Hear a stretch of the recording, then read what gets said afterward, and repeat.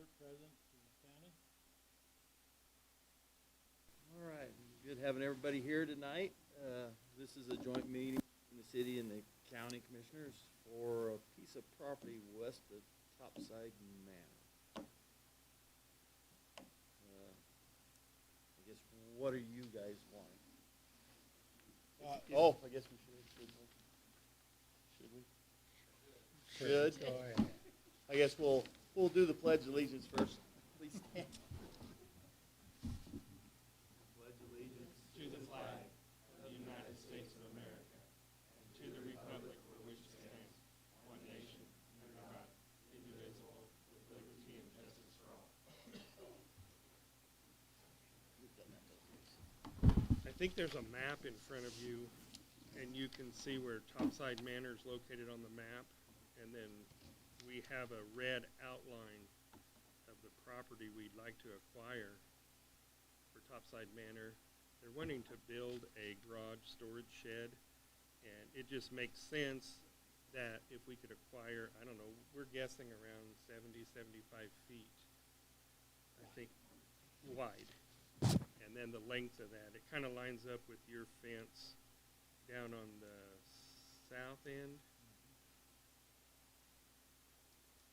Just give us a little more room because we have a retention pond west of Topside Manor that we can't change to put a garage over in that area. So we would like to acquire some land from you. Yeah, the reason we need the whole length is because in the future, there will probably be another topside to the south of the building we have now. We own that property to the south. Right. I think we've got, was that a city easement in between there with our road on it then? Mm-hmm. And there's sewer there. So, go back to your property line there on the south and straight across to the fence for the retaining, for our ponds. Right. Instead of going clear to the, to not include that manhole down there. right. Yeah, the red box isn't necessarily exact. Right. Yes, the request would not be all the way to that south fence. It would stop at the property line, but go to that north-south fence and then straight north.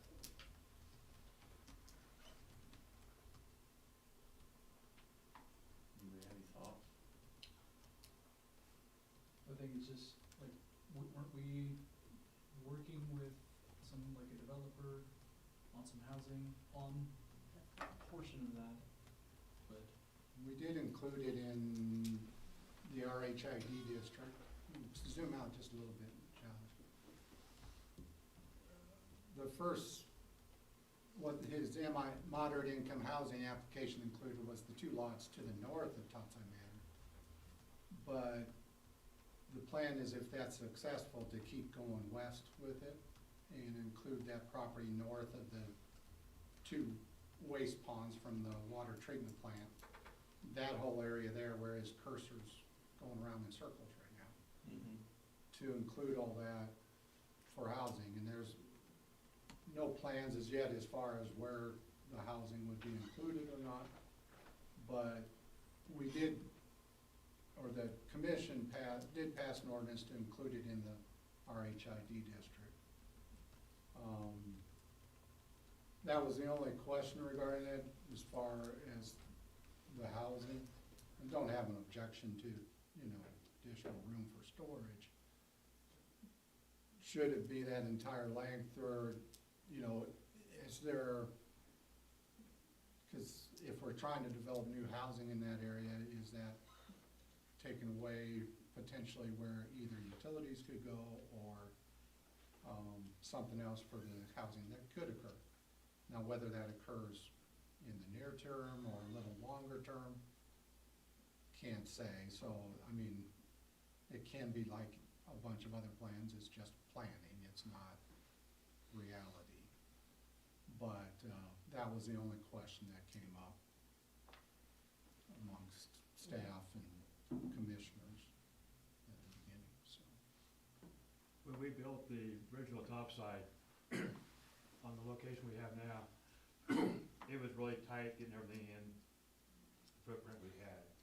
So having additional space that we're requesting would be nice for the new facility to have the extra space there, plus for storage buildings for both locations, but also for a new building there too. So that's the reason why we're requesting the whole length. It's for the future building, the topside down the road. So in a sense, it's economic development there also.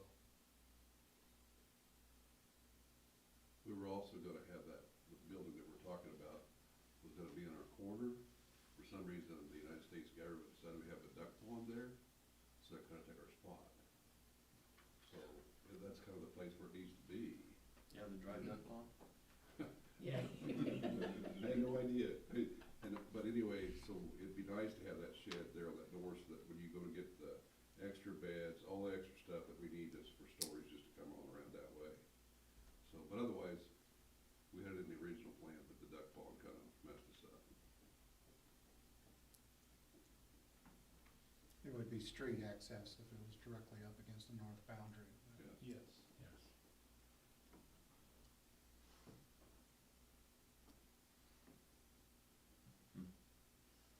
I personally don't have any objections to it. I mean, how many lots do we get out of it if we end up doing this? How many lots, potential lots for what we were talking about in the future? Like, do we lose? Is that what you're asking? No, just how many more can we get up there? If we give them this, how many lots are we talking? That I don't Don't know. know. Was it eventually gonna be a street or an alley, do you know? Was there any plans? No plans at this point. Okay. I mean, it's,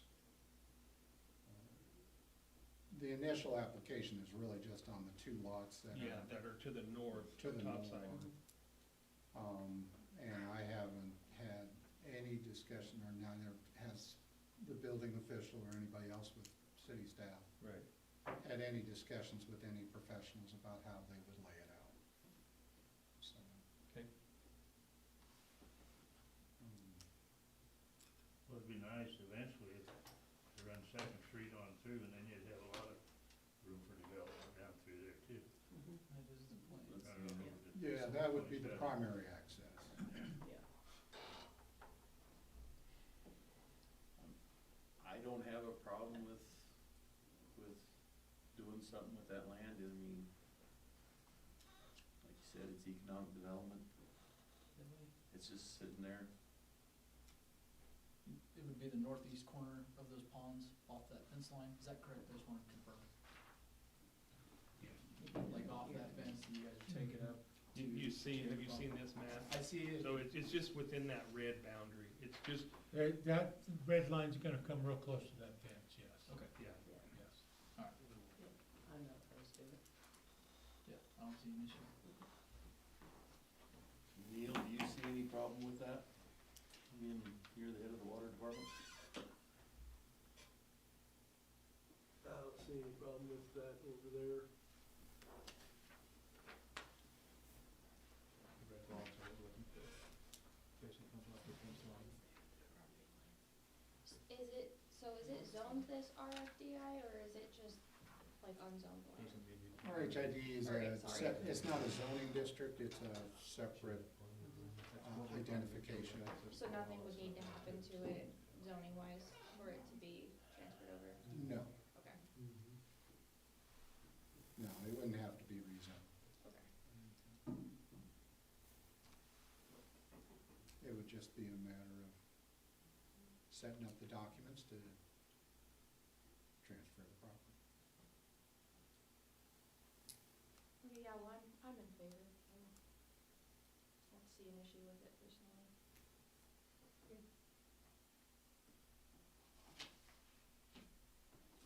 We can put something together to get the attorneys to actually. That's what I was produce gonna a say. Can we document. just have these guys put something together? And that's what they're here for.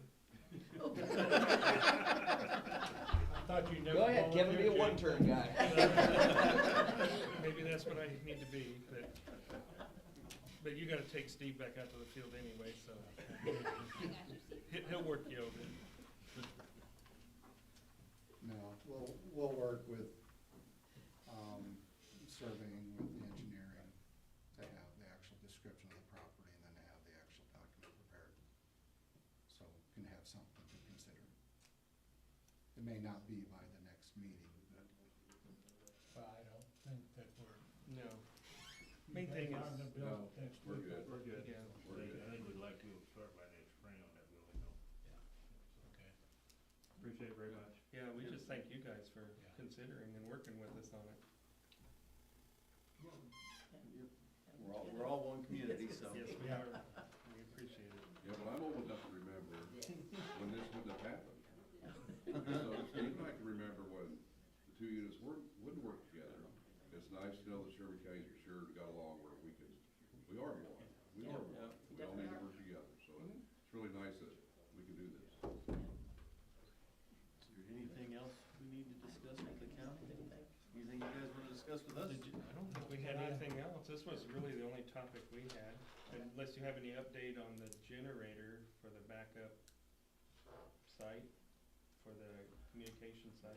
the application will be completed by the end, well, it has to be completed by the end of this week. And just had a phone call today with the consultant that's working with the state to fill out the application, and they said they have all the information they need. And they just need a couple signatures from city staff, and application will be sent in, and then we'll see Okay. if the Department of Emergency Management will say yes. You never know. That's right. I think it's a pretty good chance. Good. All right, I didn't have nothing else, so, thanks for coming. well, thank you for having us. Do we think we'll Make adjourn a this motion meeting? to adjourn the county. Yeah, I'll make a motion, we adjourn the county side of the meeting. I'll second that. Move in second, all in favor say aye. Aye. Aye, ayes Thank you, have it. guys. Thanks, That's guys. how we do it. Well, Thank you you. just, motion to Thank you, guys. reset How the you doing? regular meeting. Motion to reset for the regular meeting? Second. No, I've actually heard that. I guess, Brooke and then, Myers. are we actually adjourning this meeting and opening up the other one? Is that what? Okay. Okay. Okay. Amend your motion. And your motion. To adjourn. Yeah. To adjourn. So moved. So moved. So moved. Got a motion by Rutland and a second by Myers to Right. adjourn. Thank you, gentlemen, Thank and you ladies. very much. We need to take this down. Yes.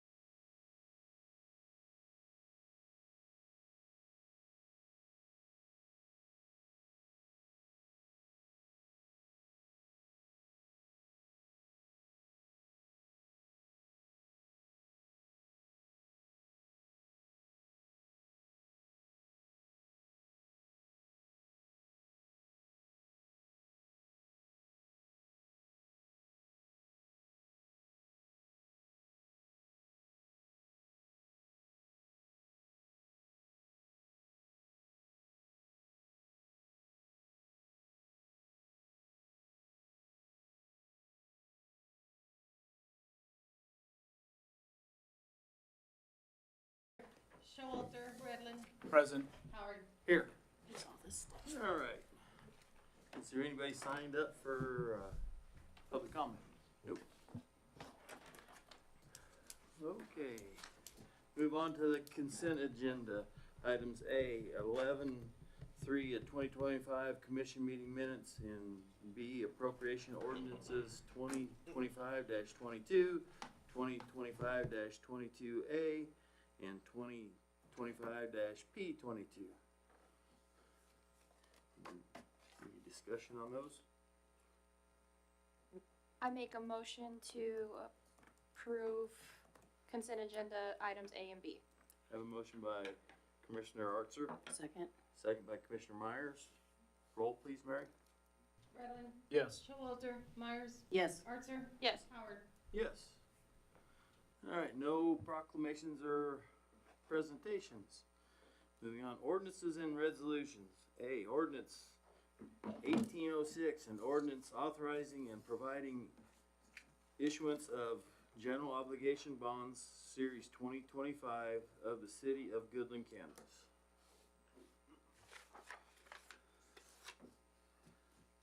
Kent? Yes. Sorry, I'm trying to notify a person later in the agenda that Oh, okay. we're coming up, so, sorry about that. We did receive, this is an ordinance, and it's an ordinance authorizing and providing issuance of general obligation bonds. They had a bid today, they had 4 different bids. They did include in the set of papers in front of you from Piper Sandler, those 4 different bids. And actually, we received pretty good bids.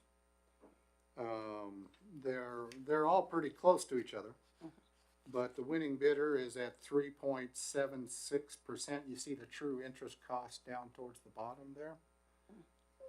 3.761454%. They go out, and it does include there the total interest cost to maturity at the rate specified, which is, we're borrowing $6.5 million. They have $3 million in interest cost over the 20-year life of the bond. And it shows a net interest cost there of just under $3 million. The winning bidder is BOK Financial Services, or Bank of Oklahoma. They do participate nationwide in these type of bond issues, is what Clayton with Piper Sandler said, and also Kevin Cowan. Kevin Cowan said, actually, this was a pretty good bid. For the last year or 2 years, they've been in the 4s most of the time. And just recently, within the last month and a half, they've had issues for Augusta, and I'm forgetting the other community, similar size issues to what this is. And they were around 3.9 and 3.85, so this is even lower than those 2 issues. So they recommend accepting that and approving the ordinance and the resolution, which are the 2 documents that were included in your packet. They'll have all the language to include in the ordinance with the actual numbers received at the bid. There was some blank spots in your actual ordinance and resolution, if you saw in your packet. But if you have any questions, don't hesitate to ask, and if need be, staff can get a hold of the bond attorney if you have any specific questions that we're unable to answer.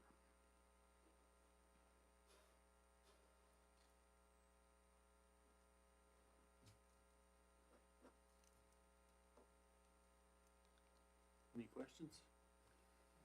And this goes for what exactly again? This is for the 8th Street project. 8th Street project, okay.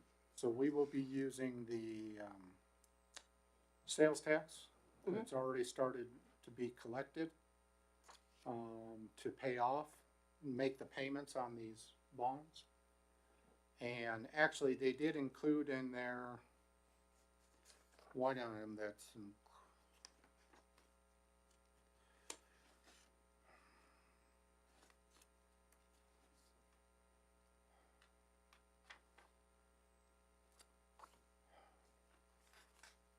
On your last page of these set of papers, Mm-hmm. they did include, this is part of the bidding process, so understand that they had a bid premium of an additional 140,000. It shows a 230,000 there, but the premium discount on the right column, it actually ends up with 140,000 extra costs. Yeah, that's less premium, if any. And then this is the actual schedule on the bond pricing. Okay.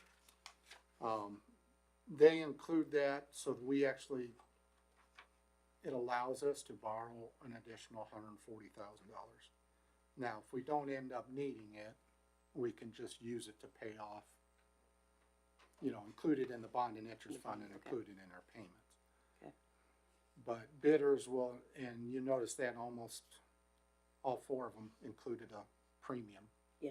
And that was the lowest premium. But it was still the best bid. But that will allow us, and then they asked whether to include it or not. And the staff's initial answer was to include it just because of construction costs. We don't know where the bid's gonna come in at. Right. Right. Okay.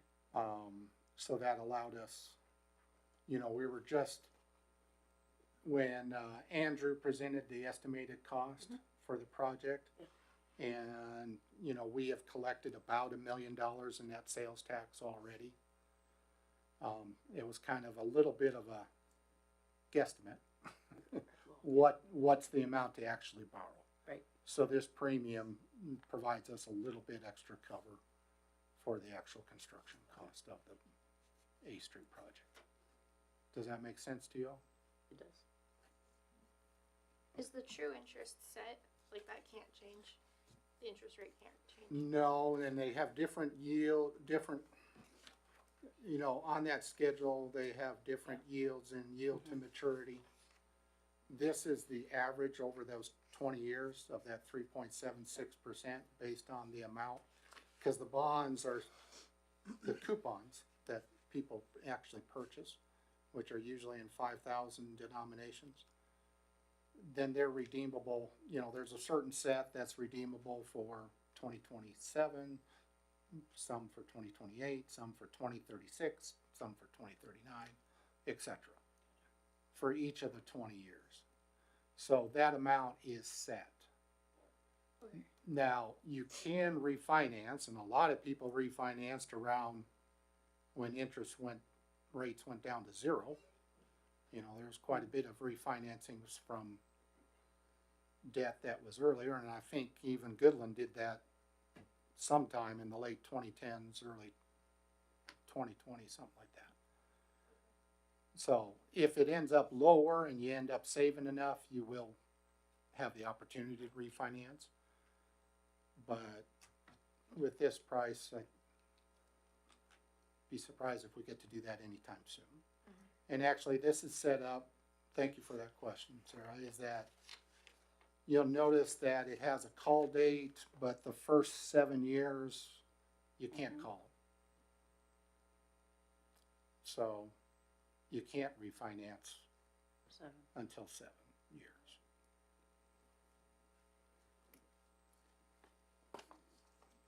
You're testing my knowledge of these bonds. So do we need to motion to approve it to them? Well, the first, what you're approving is the ordinance. Then that is with, And then directing the sales on this one? yeah. Okay. So it's the approval of the ordinance and the resolution. Okay. In separate motions, you can't do it at once, so. I'll make a motion to approve ordinance 1806. Have a motion by Commissioner Redland, Second? second by Commissioner Myers. Any other discussion? Roll please, Mary. Showalter, Redland, Yes. Myers, Yes. Archer, Yes. Howard. Yes. Moving on to B, Resolution 2025-31, a resolution prescribing the form of details and authorization and directing the sale of delivery of general obligation bonds, series 2025 of the city of Goodland, Kansas. This is just more of the same. This is more of the details. It was obviously longer. It's what, 20, 30, 40 pages long, something like that. So there's a lot of details of the information, and that's, we get, all staff ends up doing is we get a bunch of documents from the bond attorney and from the financial advisor. Bring it to your attention. But this, we have to make sure we state who Sure. we want. Yes. The, Okay. I'll make the motion to approve resolution 2025-31 and I guess give the bond to BOK Financial Securities Incorporated. yes, I have a motion by Commissioner Ridlin, Second. Commissioner Archer. Any other discussion? Roll please, Mary. Myers, Yes. Redlin, Yes. Showalter, Archer, Yes. Howard. Yes. All right.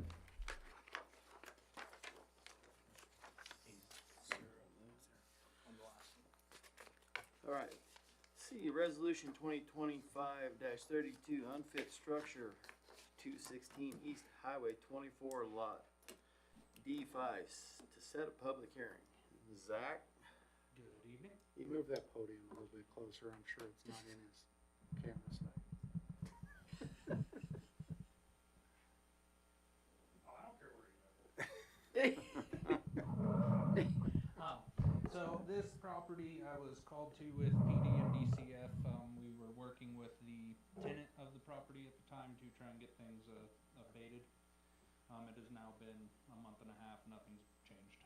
A slight progress happened in the beginning, but nothing's happened in the last month, so I'm going to move forward in getting the house abated. There's garbage everywhere inside of it. The first time we went in, it was 6 inches deep almost through the entire house. He has gotten some of that picked up, but not enough to justify anybody living in it. There's no running water in the trailer, and that's just due to simple fix, just not doing it. The property owners are aware of it and do have the manager working on it to abate it from their end of things. It's just a lot more timely of a process for them to do it. I don't want to see people living in a house that's got toilets full of feces without running water. So that's why I'm coming to you guys with it. And they no longer live in it, correct? I know They are, yes, still there. they're still there. But the children, The are the children children? had to I cannot You disclose don't- anything. Okay. Yeah, I mean, I'm in favor, but I mean, nobody should live like that, and they should have more pride in their stuff at least. I mean, there's lived in look and then there's trash. The structure itself's not bad enough to go for demolishing it. What I'm coming for you guys is strictly just to get it cleaned up and make it habitable. Right. The longer it goes like this, it's just gonna be one more that we come for demo. Is this a trailer? Yes, it is a double wide. Actually, one of the nicer ones that are in the park out there that has a built-on attached garage. I'll make the motion to approve resolution 2025-32. Motion by Commissioner Redlin, Second? second by Commissioner Archer. Nope. I mean, Myers, sorry. Roll please. You had it right. Showalter, Myers, Yes. Redlin, Yes. Archer, Yes. Howard. Yes. All right, no, Thanks, Zach. thank you. Zach. No formal actions, discussion items, water worth, utility rates. And there's a presentation for this. Yes, Yes, he's on the screen. Was. I don't get that. Can everyone see me? And you hear me? Yep. There we go. Hello? Yes. Hey. Can you hear us? Faintly. I can hear you now. Perfect. Awesome. I'm just gonna test something if I can share my screen, and then I'll go back. So test it. Let's take a look. Can everyone see my screen as well? Yes. Okay, perfect.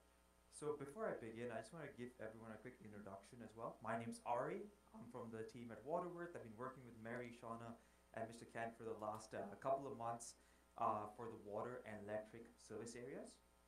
And we also had a presentation not too long ago covering these two topics into how Waterworth works and what the current reality of our funds look like. And today we're going to go more towards the recommendations. For everyone that wasn't able to attend our last meeting, Waterworth is essentially a software platform that allows local municipalities like Goodland to achieve financial sustainability while balancing affordability. And through our conversations with Mr. Kent, Shauna, and Mary, this can be quite tough, but it is possible through a process known as continuous revenue management, where you're on the ball constantly with a live financial forecast model, which you'll see here today. And second, which will be having these type of meetings where we communicate our findings to you quickly and efficiently on a quarterly basis or bi-yearly basis. Any questions, introduction in regard to Waterworth and so on? No. Okay, perfect. With that, I'll go ahead and I'll start with the water service area. A quick little check. Can everyone still see my screen? Yes. Perfect. So what I'm going to do is I'm just going to begin with our water baseline as in the reality that I've shown you last time. And you can see that we have a lot of colors on our screen currently. And what I'm going to do is I'm going to break it down into 3 sections. The first one is going to be our revenue requirements, then it's going to come to our revenues, and finally will be our cash positions. So we have our operating expense for water. You can see that you have your x-axis, that's the years, from 2022 all the way up to 2030 in this model. You can start to see a steady climb from the actuals from 22, 23, 24, and then the budget for 2025 that's in there currently, and will be replaced by the actuals once the year is completed. So you can see that you have the budget number, and then it follows along with the 3% or somewhere around there inflation that carries forward. On top of this, I'm going to start layering in our current debt service. So you can see you layer that on top, and the debt service for 2025 budget to be around 272,000. So it's getting layered on top of this. The next what we have here is our deposits, which is another huge amount of $557,000 that's getting deposited to our SURF and MRF accounts. And those are going to be used for maintenance and capital projects out in the future. And you can see that the capital improvements themselves also get layered on top, which leads up to around just $120,000 in 2025 that's budgeted in there. But altogether, this mountainous plain that I can see in front of me is our revenue requirements for instance 25, 26, 27, and so on. So what we do next is I'm going to layer in our revenues in the foregrounds. We have a sale of service revenue, which is primarily collected from our water sales or from our base charges, variable charges, and so on. Then you also have other operating revenue, non-operating revenue, and finally, to help you pay for some of these capital projects, you have to withdraw some money from the SURF and MRF funds to pay for that. So I'm going to put that amount in there, and altogether, this gives you a window of what money is coming in to be used in the fund versus what's going out. The net impact of this is covered through the cash position, which shows you what the operating cash looks like without the SURF and MRF being involved. And you can start to see that after 2026, especially with the different capital needs that we have, we find ourselves in a slightly dangerous position where we slowly start to decline and we go below 0 by the time we go to 2029. And there are 2 reasons for this. The first one is we aren't increasing our rates, so we find ourselves expenses starting to grow slowly, so we find ourselves falling behind. And second is also our managed reserves, which is, if I isolate the 2, the purple line on the top, which I'm layering, is starting to increase because we have a lot more deposits going in. So we have our rates that aren't being able to cover some of the operating expenses that are coming in, and also we're depositing a lot when it comes to our SURF and MRF funds, at least when it comes to the financial forecast. This can be subject to change in the future, which is why we're having this discussion. So with these 2 key components in mind, we also have to keep in mind that we don't want the cash to go below 0. That's thing number 1. Thing number 2 is it should also stay above the red dotted line. And the red dotted line that we see, there's a lot of colors here, but you can see that it basically tells us that we should have at least 3 months of operating expenses in our bank account for operating. And that's what the number tells you, almost $200,000 in 2025.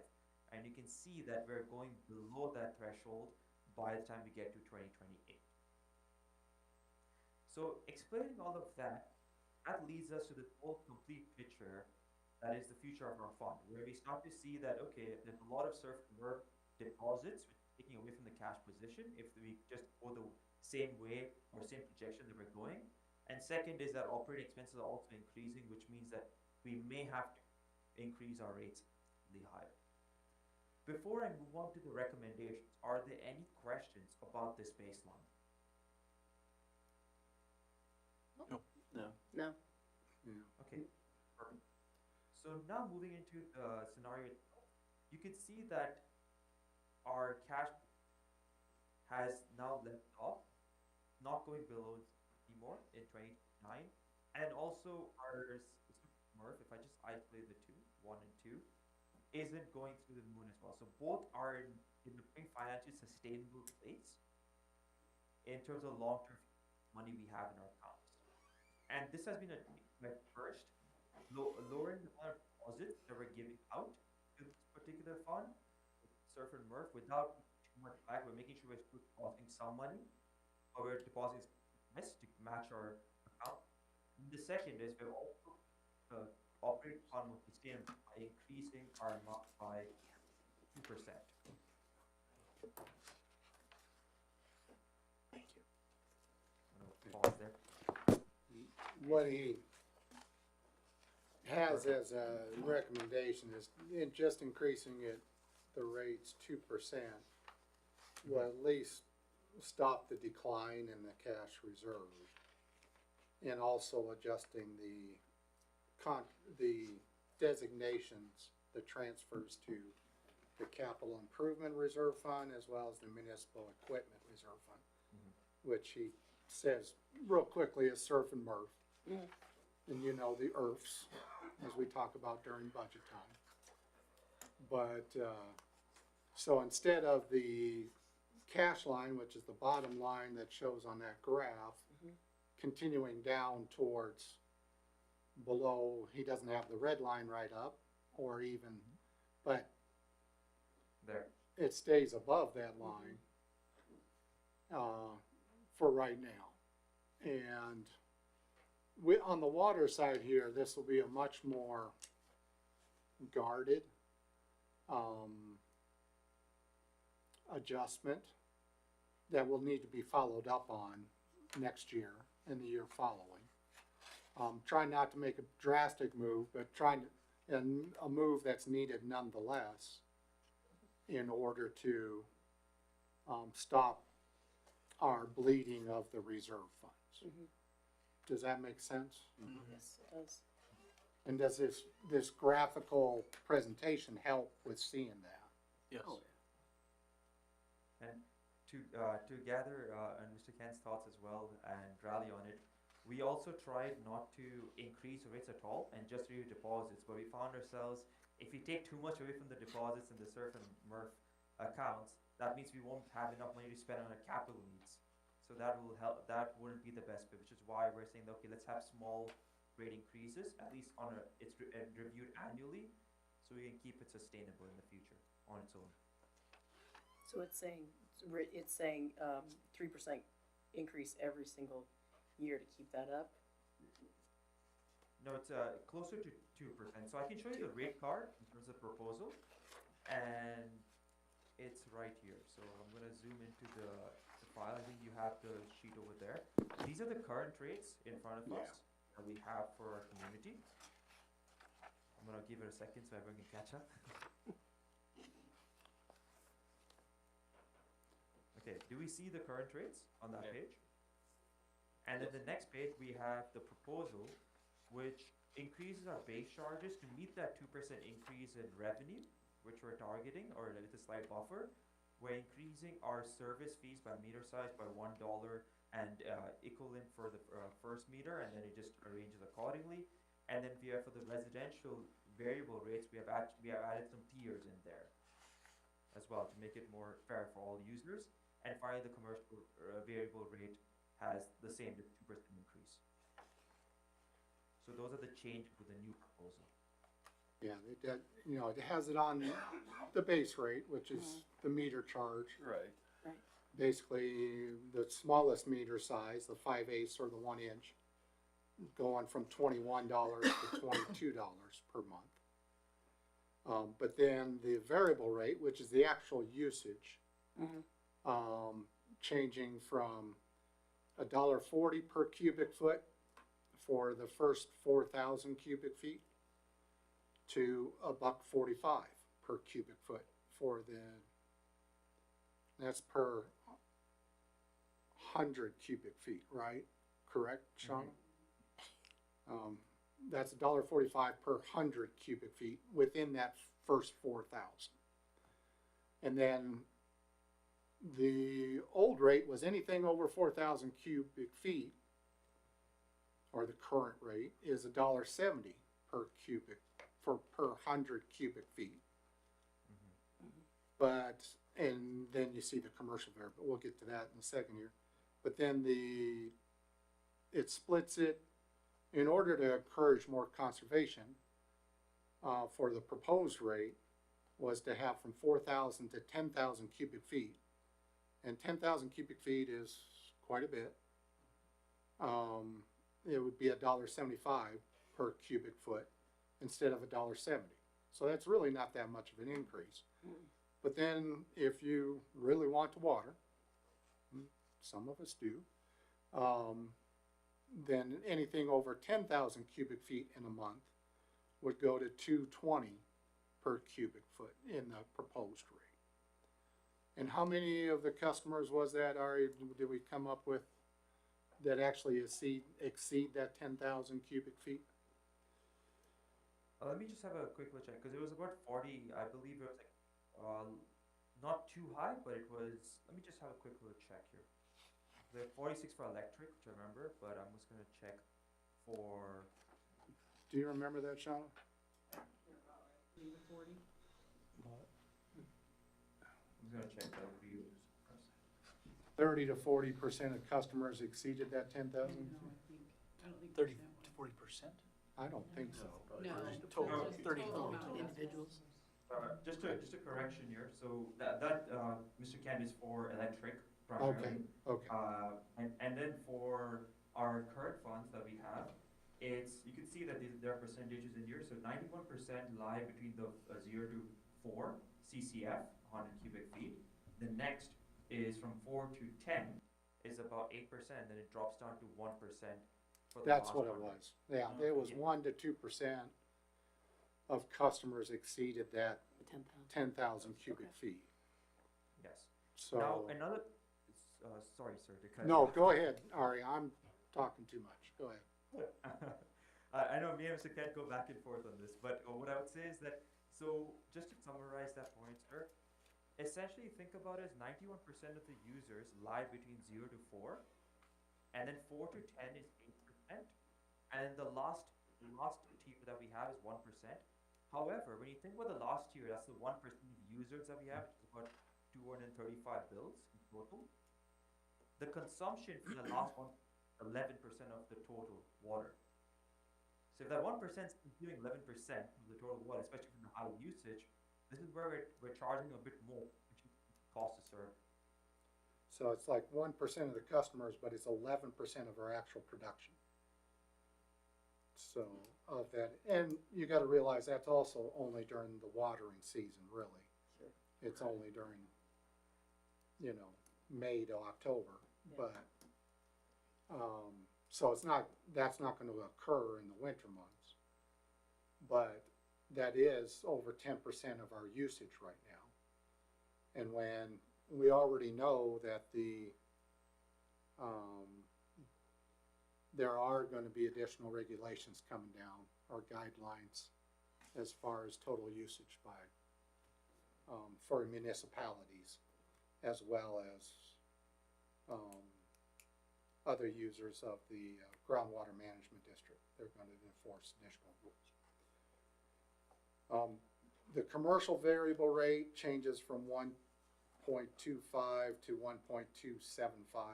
on the 100 cubic feet.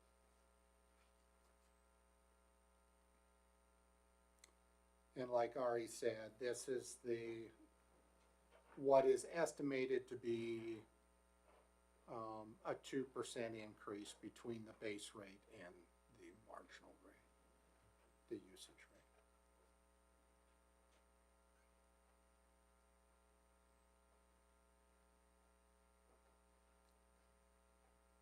Any questions or concerns?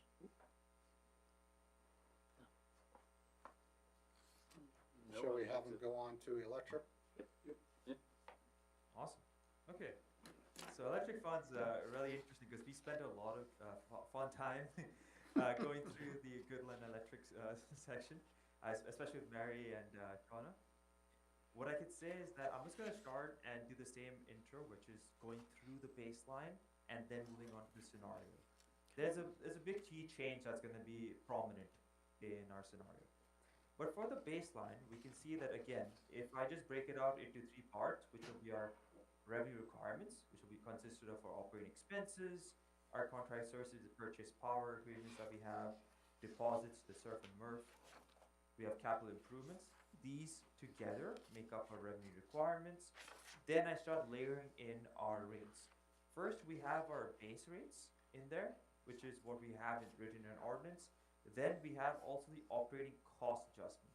Now, Mr. Ken, I know I've explained this in the past as well, but it's essentially a rider that differs from what our costs are on a year-to-year basis. If there's ever increase in our costs, this automatically increases our rates on a monthly basis, and everyone's charged a certain rate per kilowatt hour used. So it helps us balance our costs really well. It has been effective, and I'll get to that later on. Then you have our withdrawals to help pay for those capital projects, other operating revenue, non-operating revenue, and altogether you can see it matches it perfectly. That's primarily because of this cost adjuster, and it's going to be a key topic for today, because it's able to manage the rates and help you pay for everything, which is why when you see your cash position, it's quite stable in terms of how it's increasing. And also it's above its operating threshold, and it's fluctuating, but it's usually above and stays above the operating threshold. So it's doing really well with the 2025 budget in place, but there's a key issue when it comes to our operating cost adjuster, which is this revenue that we have. Which again, if you, would you like to explain a bit more about it, just to give some context to everyone? I might turn that over to Shauna, but Yeah. We have and it is in the city code, but how it's calculated is our total expenses on a monthly basis. So each month, Shauna makes a calculation, and if it breaches a certain threshold, then it's included as an adder basically on the electric portion of the utility bills. Now, that OCA is currently calculated for all the expenses that are expended for that month. That matches what we just went through. And you can see that our expenses have been increasing in the electric division. And Dustin has said it on several occasions when he's had to purchase different things. The inflation cost for electric materials is much more than the stated inflation rate of 3 to 4%. It's on some of his items are 20, 30 or more %. And you can see that because this year in 2025, we've had, I don't know, 8 out of 10 months or something similar to that of the bills so far has included an OCA. In previous years, we've had 3 months, 4 months included an OCA, maybe a 5, and you can see the difference in the darker gold color, almost brownish color. You can see it's a lot less in the 3 prior years, and you can see this year and it's expected to continue at that rate for the next few years. And what our staff has to deal with, you know, and it's hard, it becomes a difficult conversation because people expect a certain electrical rate. And then we have this adder on there and they're saying that you raised electric rates. We really haven't. It's a section within the code that protects us as the utility from unexpected costs so that we can keep our cash position and keep our utility as a whole somewhat healthy.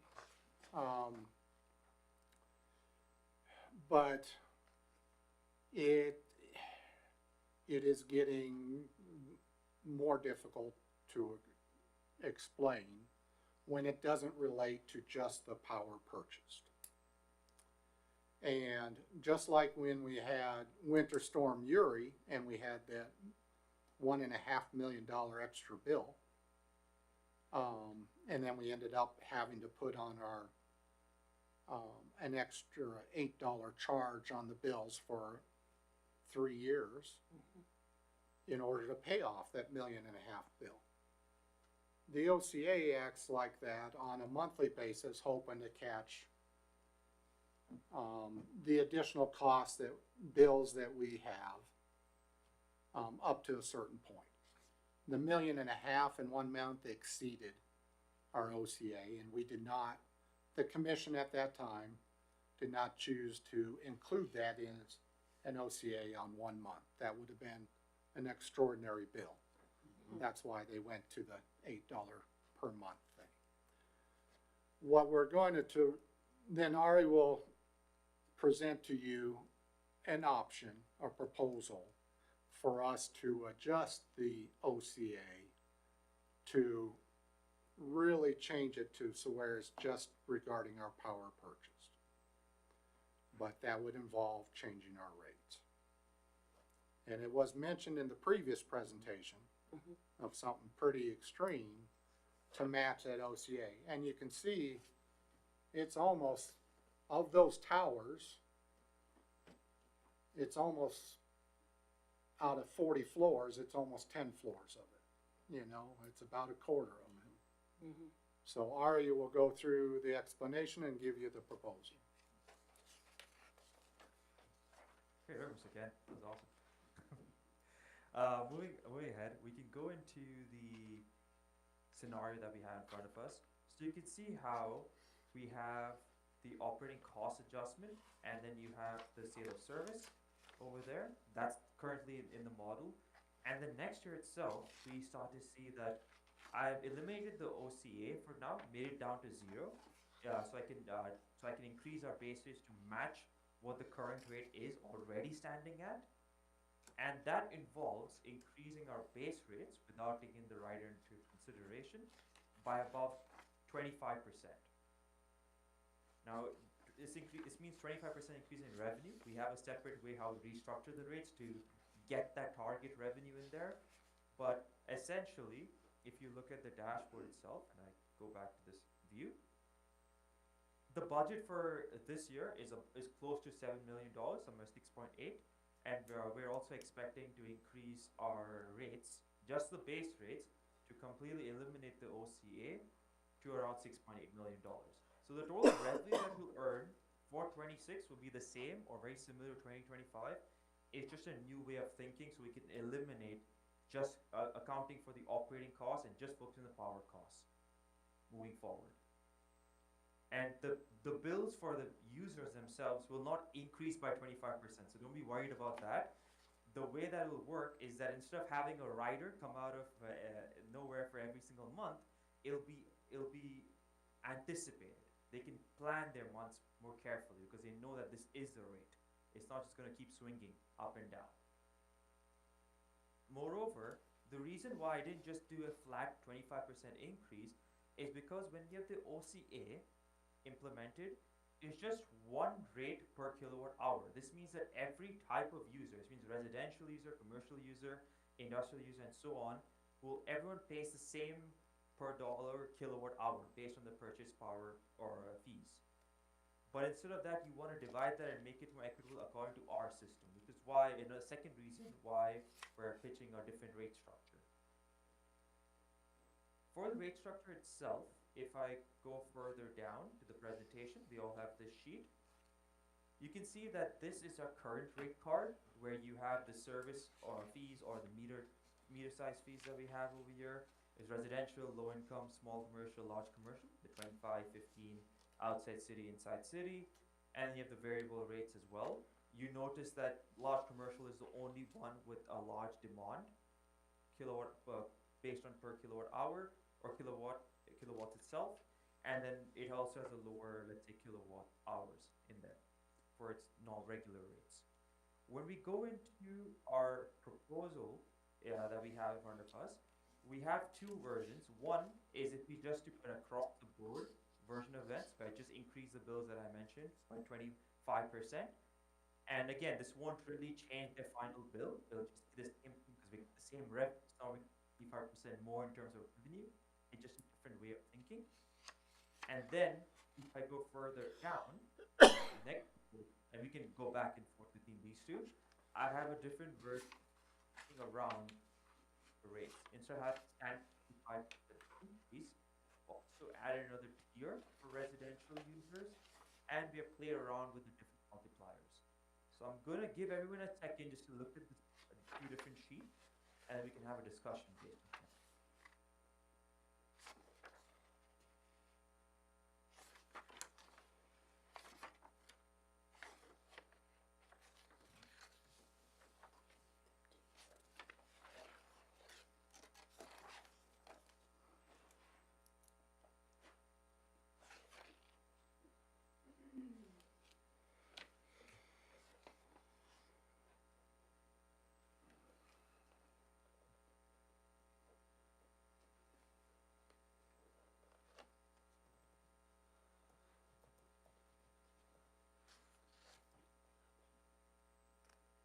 Okay.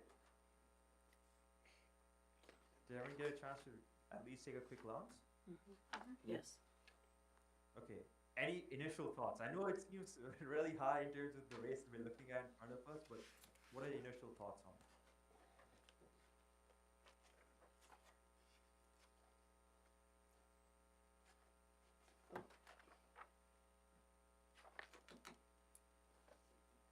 They're so similar, they're close. They're close. Yeah. Yeah, they're really close. I mean, we always hate raising utility rates, but Yeah.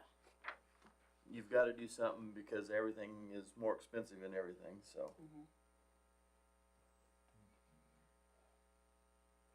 Now, when it goes back to the the revenue for the electric, regarding this electric, it really is just, right.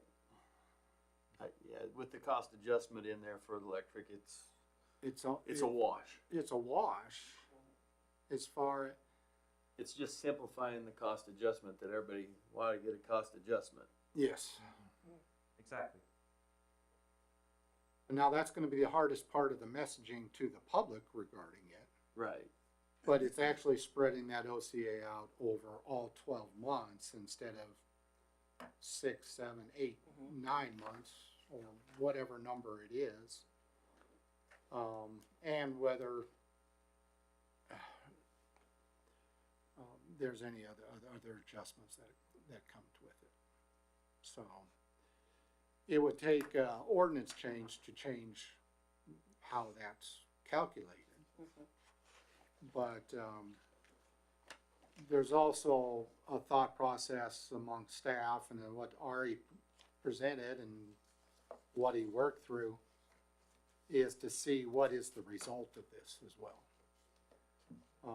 I also presented to you, I don't know, 3-4 months ago, the rate study that was completed by KMEA for all the municipalities across the state, and that City of Goodland's rates was right in between Evergy Metro and Evergy Wichita, which was surprising as all get out to me, that Evergy Garden Cities was like 48th and Evergy Metro was 50th, and they're both talking about rate increases. Power is gonna become more expensive. I don't know if, and I know customers expect us to do the best we can, and we do. We keep trying to do the best we can. What this is trying to make it simpler for folks going forward, but also allow us also to understand, are we hitting our targets or are we not? With that OCA, it makes it very difficult for Dustin and Mary and Shauna and myself to estimate, are we actually hitting our targets? Are we getting enough revenue? Or when we talk about it during budget time, are we getting enough to meet our system's needs? And that's not even bringing up the different things we talked about, the electrical department and the age of the department, all that stuff, maintaining it. So it's more of a proactive approach rather than reactive. Yes, sir. No, I would say yes. For now. Right. That's all I need. Makes sense. I mean, every department needs to be self-sufficient to a point. I mean, if this was a regular business like the water side, and we're losing money, sooner or later we'd be out of business. Right. So, and it's not like we can just go ahead and, we don't have labor rates to raise the price on to compensate that. It's a product.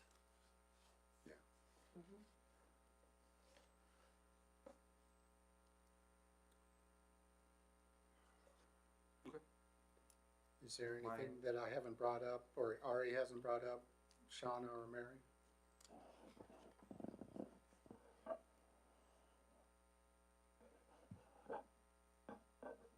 No, nothing, Ari. Yeah, I would just say that my final comments would be that you're not alone.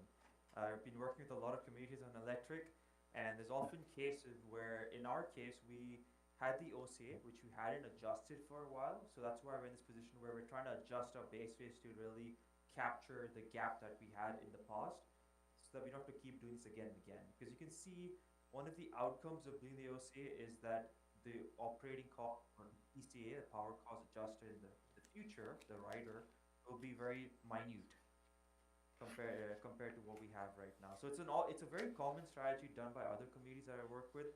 I had one with Geneseo in Illinois, close by, where they had to also do an adjustment like this, and they passed the rates to make sure that they don't fall into a situation where the cost adjuster itself, that's supposed to be a small portion of their revenues, is taking a large component of it, like you can see in 2025.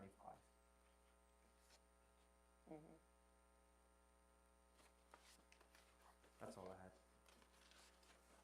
And once staff can present an ordinance to make these changes, and then we'll have it in the billing.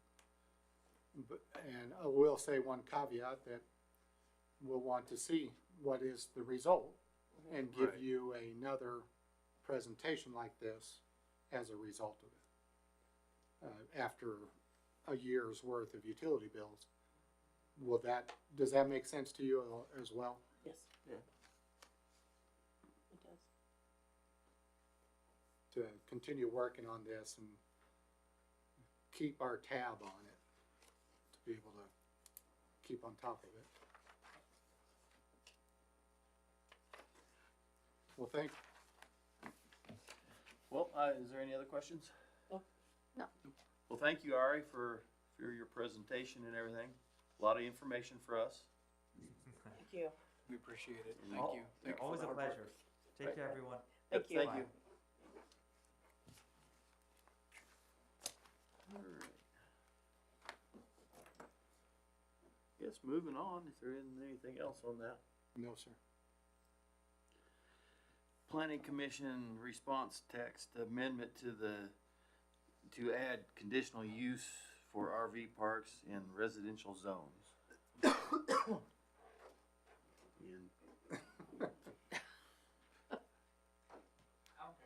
Go ahead, why don't you start, Zach? I've been talking a lot. I'll pick it up. Again. Evening. We had a meeting with the planning commissioners last week on Tuesday and brought up the conversation that we've had here for a couple meetings now about allowing in RV parks and residential districts. They didn't seem for it too much. Their recommendation was to reconsider and send it back to you guys with more direction as to how to proceed, if you would like to continue to proceed. They have a lot of the same concerns that the other trailer park, actual RV park owners had when they came in here. Yeah, I watched the planning commission meeting, and one thing that they brought up that kind of stuck with me that we hadn't really thought about or talked about was the trailers that caught fire, or the trailer that caught fire a few weeks ago, and how detrimental that could have been if that were in a residential area and not out in the country. That stuck with me from the meeting. The other thing that the planning commission has had is we've had several variance requests. So they've had the opportunity to review several different lots where this has been discussed. And they've basically had 4 different variance requests, I think, up to this point. And in different sections, but they've all been in commercial zones at this point. And then they took a look, and we included that in your packet as far as the 16 criteria that's listed under subsection T. Now, that's one thing that the city commission did state, is they wanted to have any RV parks in, if there was gonna be a conditional use in a residential zone, to meet the same standards as parks would in commercial zones. And they took that in consideration, but there was several of those among that 16 criteria that came up as a discussion item during those variance request hearings. And so that just gave them pause, gave them hesitation. They can still continue through the process and, you know, hold a public hearing. And what would likely happen at this point is they would make a recommendation. They would have hesitation about making a positive recommendation to the city commission to pass an ordinance. But they could still go through that process. But they wanted to check with you first, since it came about as a result of the discussion at the city commission, to get a little bit more direction ahead of time before they proceeded. And so that's why they sent back the question.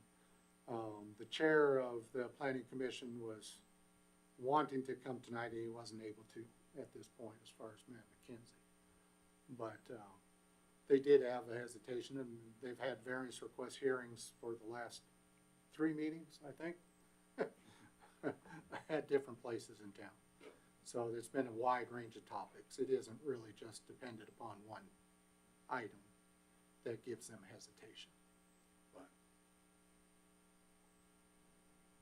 Do we have any update now? It's been a couple months since this came forward. Are we seeing people being displaced? Are we seeing a huge demand for more?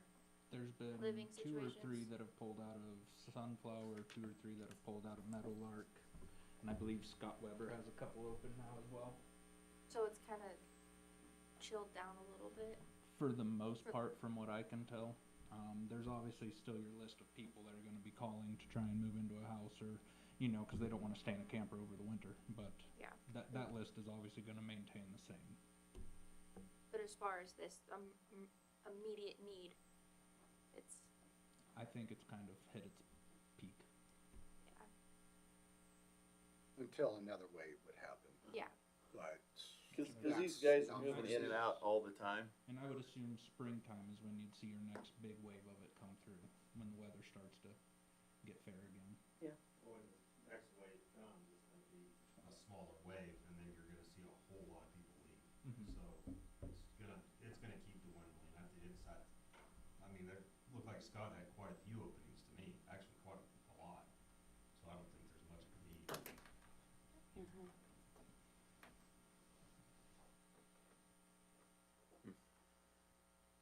So the planning commission is just requesting us to think Give more. more information. They wanted additional direction. Yeah. Before proceeding. They had a hesitation and they did not want to proceed with the public hearing if, they didn't want to, they wanted to make sure first before they proceeded.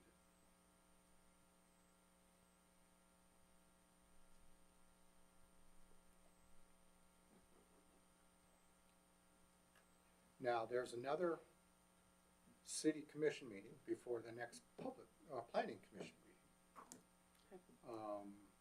You know, you guys can take it under advisement and see if there's anything additional that, you wanna think of, or have a response to the planning commission. And whatever formal response you want to the planning commission, we, you know, certainly proceed. And they can still take it out, you know, through the public hearing process. But right now, they do not, as a group, do not see making a favorable recommendation. In fact, they're pretty unanimous in saying they're not in favor of it. Because of different issues. A lot to do with the sewer, some to do with the electric. And those were discussed at length at Planning Commission, and I can bring those, Zach and I can bring up the various issues that are problems with that could be, if you want, but it's more just in general. I would be in favor of letting them continue on with a public hearing, just so the public can speak their point on it one last time. Cause that can't, I mean, all it does is create extra work for the planning commission, but that's what we're doing. But I agree, I feel like it's dwindled down. This fire of this needs to happen right now has kinda settled out, so I've kind of simmered on the idea of this. I think the way that it's being handled is being handled correctly with the commercial property variances, with the actual trailer or RV parks taking in most of it. Yeah, they can, I'm in favor of that, going ahead with the hearing. That way they can get more public comment on it. And figure out where everybody's sitting, and then come back with the list of what they're concerned with too for us. Version I can see right now.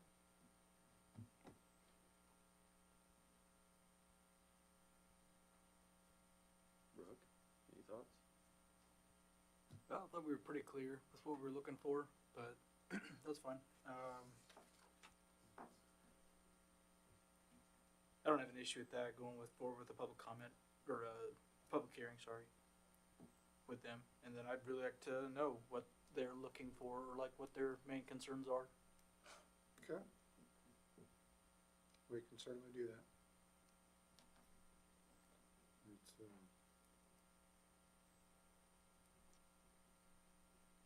It's some specific things, so they can certainly bring it out and produce that document and bring it forward.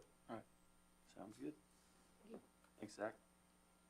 Were you there for the next one too? Discussion of the possible code section on the right-of-way management ordinance. Hello again. Oh.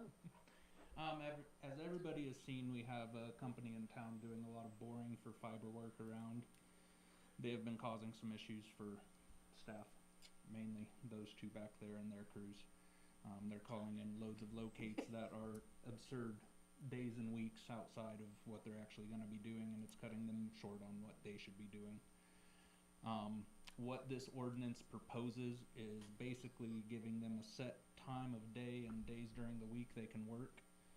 Each permit they get is only good for so many feet, and they cannot pull another permit till everything within that first permit has been completed and to our satisfaction. So them placing vaults 2 inches away from a fire hydrant or on top of a valve for a fire hydrant or drilling through our electrical secondary to go out to our street lights on the highway, those problems can all be fixed, and we will know about them, not Right. show up to work and say, hey, why don't we have lights?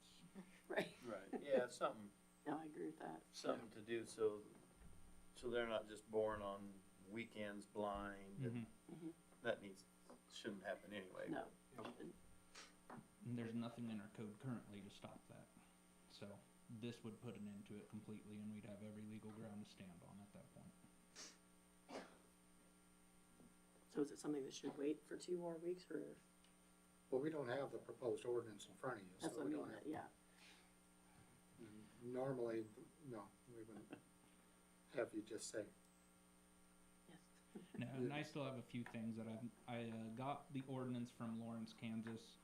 Their right-of-way manager has been in contact with me. We've been talking about it because they've kind of dealt with the same issues.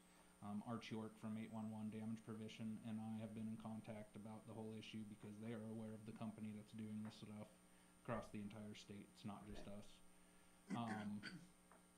They're all for going forward with this ordinance. I just want to clean it up so it matches our language for our city code and not other city codes. Right. Yep. Nope, sounds, Needs to be done. yep, No issues for me.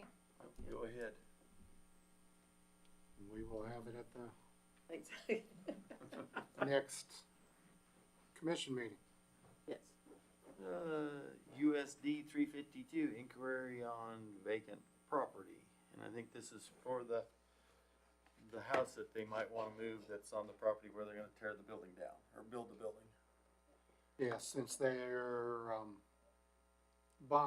or their ballot issue passed, instead of, they have a house that's across from the high school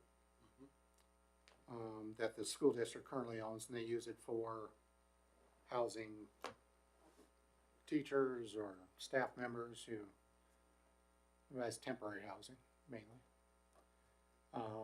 They were asking about any properties to be able to move it to instead of tearing it down. We ended up with they asked if there was any properties in land bank. I said there was no properties as yet in the land bank. But the city did purchase a property at the last sheriff's sale for a small amount of money. It wasn't really that much at all. Up on the 300 block of Broadway, 321 Broadway. What they would like to do is maybe work out an agreement with the city regarding acquiring that property, and that could be a property where they can move the house to. That block is completely, there are no other vacant lots on that block, so that would be an appropriate site. The initial thought process regarding from staff. Have been working with Jake to complete the quiet title process on that property in order to launder just to get a clean title on the property. And that should take another 30 days or something like that.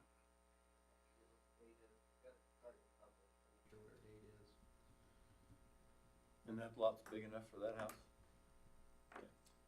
It is. It's It's- 7,000. It's the standard size. Sorry, No. I was gonna say, so I'd assume we would have to cover the moving of the house, probably the setting of the foundation, stuff like that. That would be up to the school district. As long as the city doesn't lose money on the lot to cover our expenses that are in it, that covers so we're not out any money. And that was the initial discussion with the superintendent, was whatever we paid for it plus the quiet title process. Right. they would have to take care of that, obviously. But I don't see any issues with it. That's kind of what we're doing this for, is to help Right. the community, so. Yep. And I love the fact that they, house new teachers and stuff. I think it is an incentive to get people here. So I'm happy they wanna keep that going.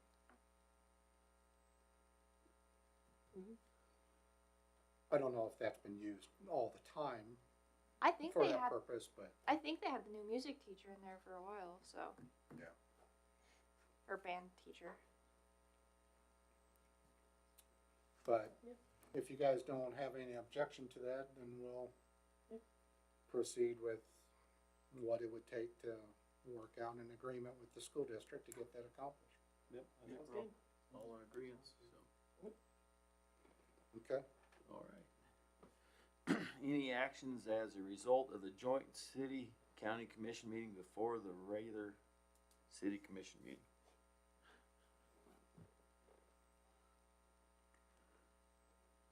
I don't know, is there anything? I mean, I'm in favor of it, I Same. think. Well, it's just directing staff if you want us Right, to yeah. actually prepare the documents. Prepare the, Yeah, I yeah. think, Prepare the documents, Yeah. I'm in favor of that. Just to have it in our regular Yeah, meeting, in our sure. minutes of our regular meeting, that's Yeah. all it really is. All right, we'll go on to reports. City manager Kent? Well, included in your packet is the manager memo, as well as the month-end fund balance report for October, as well as the police monthly activity report. Dustin, I didn't have a chance to talk to you beforehand. I didn't receive the information regarding Ty, as far as his recognition on completing that course in Wisconsin. So we can save that for the next time, if need be. Or is Ty here? Yeah, I'm sorry. Today's here. It's me.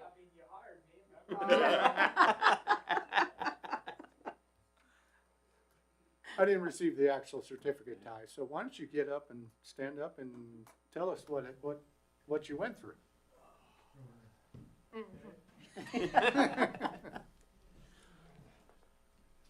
Well, Chris from the electric department, he asked me if I would be available to take a class on a specific engine that the power plant had. He originally told me that the class was in Beloit. Well, me being me, I thought Beloit, it's a very easy trip, 200 miles. I've been to Beloit, Kansas a lot. Well, it was Beloit, Wisconsin. So it was 850 miles of fun. When you go to a place that big, you realize how much you miss home because it's gigantic, there's lots of people, lots of traffic. Anyways, I had a very good trip up there, colorful scenery.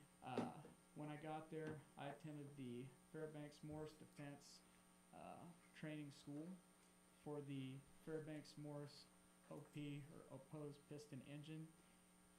The class that I was there for was supposed to originally be about a week long. So the first week was maintenance, where half of it is on-hands training, and the other half is reading the instruction manual and understanding it. So you get to take tests every day, lots of good stuff, lots of fun. Because of the government shutdown, I ended up staying another week.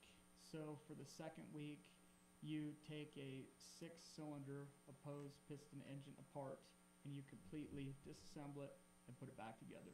So that was my second week. And I learned things that, I've been a mechanic for years and years, but it's without a doubt that school taught me a lot and shed a lot of light on how those engines work. So your typical diesel is a 4-stroke engine. The big opposed piston engine is a 2-stroke. So every time the pistons meet, they fire. A 4-stroke does not do that. It's every other time. So it's like the instructor told me. He said, when you understand how the 4-stroke engine works, he said it's hard to kind of fathom this, but you have your background knowledge. Well, anyways, learning the differences and all of that, even at 37 years old. I mean, you're never too old to learn something. So definitely learned a lot. Enjoyed my time there.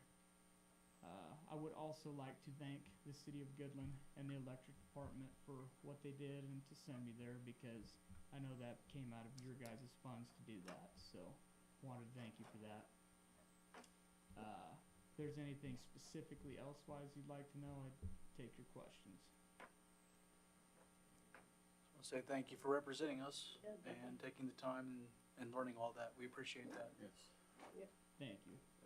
Dustin, did you want to say anything regarding what Ty went through and actually what his commendation at the conclusion of what he did? Yeah, I think we're fortunate to have people like Ty, people that have ties to the community and want to stay here. We were fortunate to have that second week with the shutdown. They actually provided that $3,000 worth of school for free. So otherwise we'd have had to send him back there another week at a different time, probably another year. So yeah, the electric department, we're fortunate to have guys like Ty. I think the city is too. So pretty proud of him. He only scored a 97% on his test. Only got one wrong. I tried my best. I did tell him it was unacceptable. I hope he got my sarcasm when I said it. Yeah. He's been around long enough. I understood it. Like when I first got it, I was a little bit like, oh God, and then I thought, no, he's just giving me a hard time. Yeah. I really, So, yeah, it was a good experience. We've had other people go to the school. So,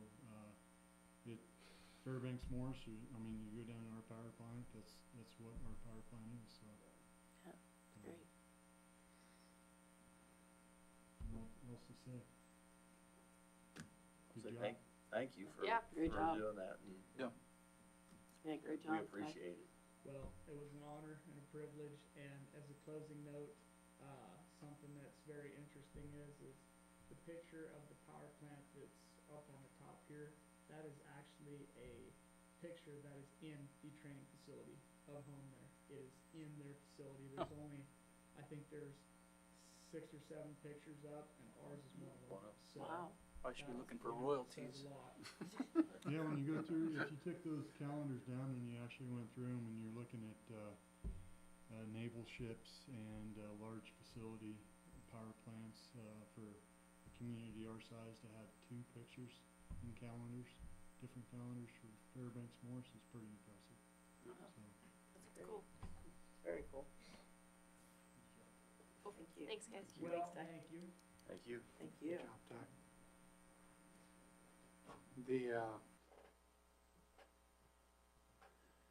There's one other person that would like to recognize. Went last week to the KMEA conference, the Kansas Municipal Energy Association conference,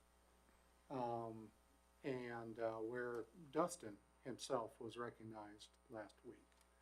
And they'll show you a couple pictures that I showed, or that I took to while Dustin was recognized. There's Paul Malberg and Mike Muirhead. Paul is with KMA himself, he's the director. And then Mike Muirhead is out of Garden City. And he was given the Outstanding Service Award, named in honor of KMA's first general manager. And so it's basically a statewide award that was given to Dustin. And he had a hard time speaking at the conference. But I will show you the award that he received. Do you get to keep that, Dustin, or are they keeping it?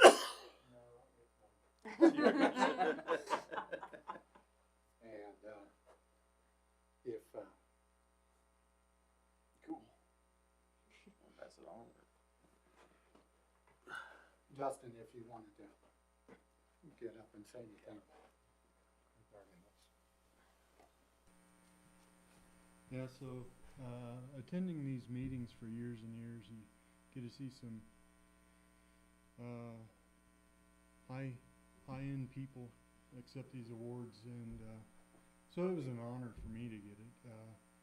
There's, like I told just about everybody that came up to me, just about everybody in that room is very deserving of the award. But, to get it was pretty special. Like Mike Muirhead, you can barely see him back there behind the podium. He received it, I think, in 2021. Several people, Bill Johnson with the Kansas City BPU received it. People I've looked up to in the industry.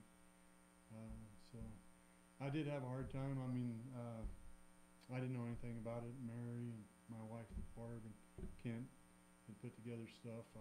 I was totally blindsided. The letter that was wrote by my former boss, Charlie Bandel, kind of hit me. So definitely a great award, not only for me, but the city of Goodland, because that's who I represent when I go to these meetings. So. But I appreciate, you know, it's like you guys allowing me to travel and be on the executive committee for KMEA. That's an honor. But I think it also shines back on the city of Goodland. So that's, when they said that, it was like city of Goodland. I mean, when they started talking about it, it was like this employee started in 1988 as a meter reader. I'm like, who else did that? You know, because I was like, there's no way I'm getting this award. So, but it was special. It was a special moment. My wife put in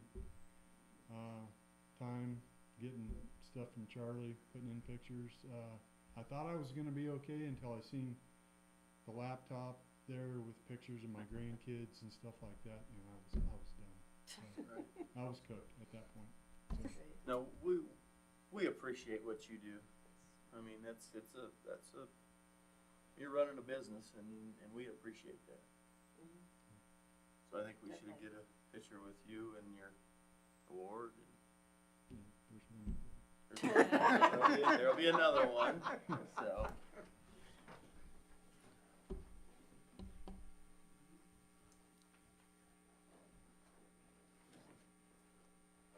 I will say that I think one of the reasons that I probably got sit on the executive committee was Jerry Beaker, former city manager, really pushed me to do that. So. You know, I spent my 21st birthday at that conference a few years ago. So.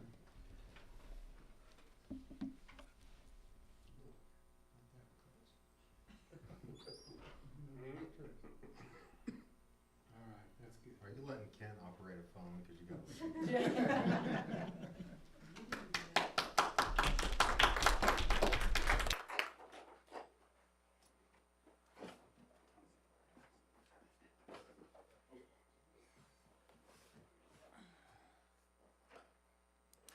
That's all I have. Any other questions for city manager? Anything? Guess we'll go on with our commissioners' reports. I'll start over here to my left with Commissioner Ridland. I have nothing to report. Okay. Over here, Commissioner Archer, Nothing to report. Commissioner Myers. Nothing here. Mayor's report. I'd just like to thank all the city employees for what they do. You know, we don't want to be doing what all you guys are doing, so I really appreciate all that. And it takes all you guys to run the city. Mm-hmm. So, moving on, we'll go into executive session under the authority of KSA 75-4319B1 for personal matters of non-elected personnel. The commission and the city manager, please, for 5 minutes. 5 minutes. 5 minutes.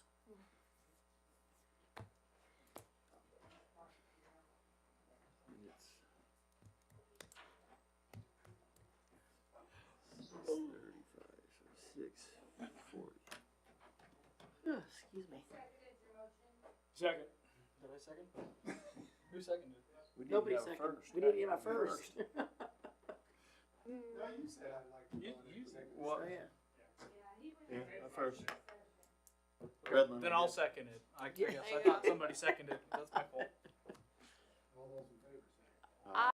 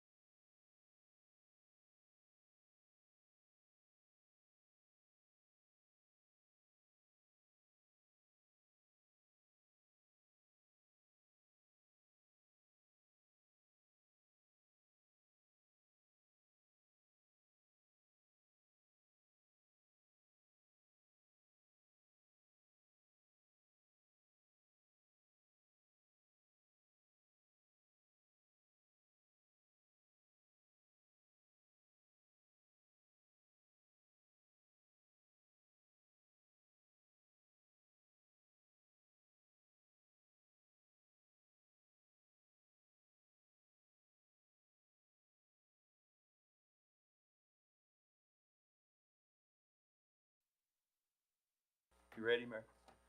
Call this meeting back to order. Is there any other? Nope. No. No. No. Okay. Looking for a motion to adjourn. Looking for a motion to adjourn? So moved. Second. Motion by Commissioner Ridley, second by Commissioner Myers. All in favor say aye. Aye. Aye.